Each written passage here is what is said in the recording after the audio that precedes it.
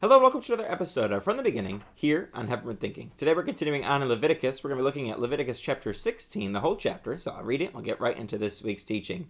The Lord spoke to Moses after the death of the two sons of Aaron who died when they approached the Lord. The Lord said to Moses, "Tell your brother Aaron that he is not to come whenever he chooses into the most holy place behind the curtain in front of the atonement cover on the ark, or else he will die.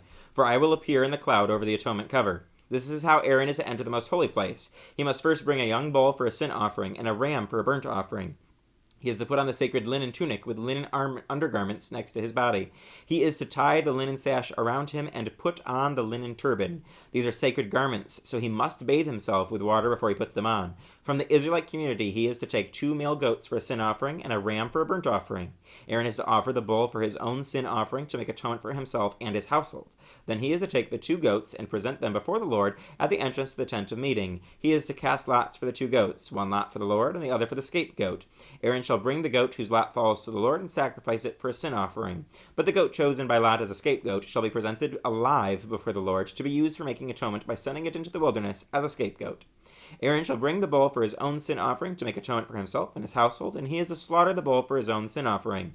He is to take a censer full of burning coals from the altar before the Lord, and 2 handfuls of finely ground fragrant incense, and take them behind the curtain. He is to put the incense on the fire before the Lord, and the smoke of the incense will conceal the atonement cover above the tablets of the covenant law, so that he will not die.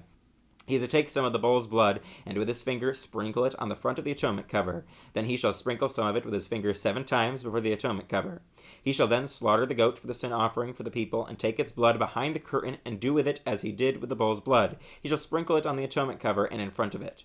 In this way he will make atonement for the most holy place, because of the uncleanness and rebellion of the Israelites, whatever their sins have been. He is to do the same for the tent of meeting, which is among them in the midst of their uncleanness. No one is to be in the tent of meeting at the time Aaron goes in to make atonement in the most holy place until he comes out, having made atonement for himself, his household, and the whole community of Israel.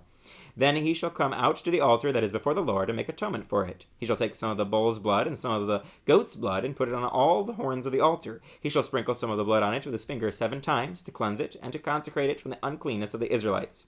When Aaron has finished making atonement for the most holy place, the tent of meeting, and the altar, he shall bring forward the live goat. He is to lay both hands on the head of the live goat and confess over it all the wickedness and rebellion of the Israelites, all their sins, and put them on the goat's head. He shall send the goat away into the wilderness in the care of someone appointed for the task. The goat will carry on itself all their sins to a remote place, and the man shall release it in the wilderness. Then Aaron is to go into the tent of meeting and take off the linen garments he put on before he entered the most holy place, and he is to leave them there. He shall bathe himself with water in the sanctuary area and put on his regular garments. Then he shall come out and sacrifice the burnt offering for himself and the burnt offering for the people, to make atonement for himself and for the people. He shall also burn the fat of the sin offering on the altar.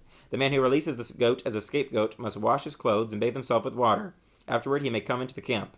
The bull and the goat for the sin offerings, whose blood was brought into the most holy place to make atonement, must be taken outside the camp. Their hides, flesh, and intestines are to be burned up. The man who burns them must wash his clothes and bathe himself with water. Afterward he may come into the camp. This is to be a lasting ordinance for you. On the 10th day of the 7th month you must deny yourselves and not do any work, whether native-born or a foreigner residing among you, because on this day atonement will be made for you, to cleanse you. Then, before the Lord, you will be clean from all your sins. It is a day of Sabbath rest, and you must deny yourselves. It is a lasting ordinance.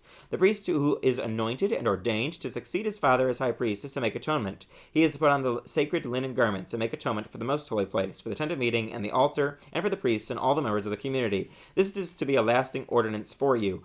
Atonement is to be made once a year for all the sins of the Israelites. And it was done, as the Lord commanded Moses.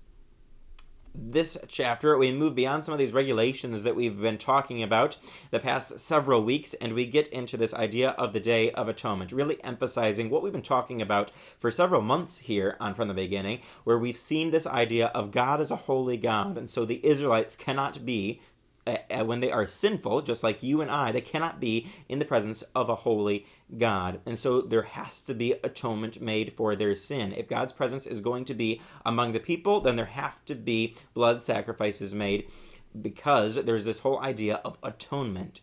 that our sin leads to consequences, and the only way to atone for our sin is through the shedding of blood. Ultimately, we know that that was fulfilled in Jesus Christ's perfect sacrifice as the perfect Lamb of God, the perfect sacrifice on the cross for you and I. But here in the Old Testament times, as we foreshadow that, we see that these sacrifices had to be made year after year, and certainly that's the case here with the Day of Atonement, which came once a year, as we see at the end of the chapter, and this was supposed to be something super, super special, super set apart, super holy. This was some very, very serious business here in this chapter. We see that the Lord gives these instructions to Moses, and then the Moses is going to have to give these instructions to the priests.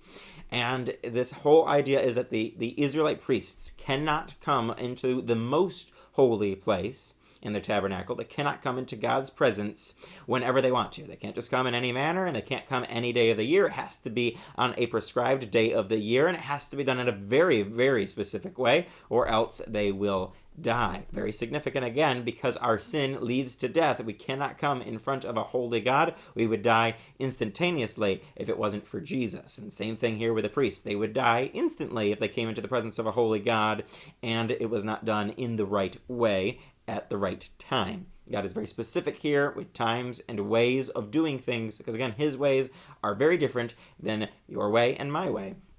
Certainly that's the case in this chapter. So the priest has to do a very specific routine here. They have to wash themselves. They have to put on these sacred garments. They have to go into the most holy place. They have to offer certain sacrifices. They also have to have the scapegoat with the sins on it, placed on it, that would then be released out into the wilderness.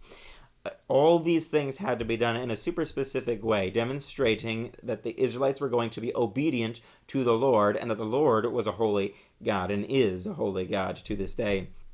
And so we see that the Israelite priests, they have to do this very specifically, and that this atonement is going to be for all the sins and rebellion, as it said in this chapter, of the Israelites. Again, our sin is rebellion against God. It's this idea of we are choosing our own way over God's way. We've seen that for book after book now, as we've gone from Genesis, Exodus, and into Leviticus, all the way back in the Garden of Eden, when we chose rebellion, we chose sinfulness, we chose to choose our own way over God's way, and look where that's got us. Here in this chapter, we see that has got us to this point where we need sacrifices, where we need blood atonement, and the Israelites were in that situation here in Leviticus, that they needed atonement and cleansing from sin, because there would be a lot of sin in a large community like the Israelites had, that all the community was going to be atoned for, including the priest's family, the surrounding community. They were all going to be atoned for through this Day of Atonement, through these sacrifices and through this scapegoat.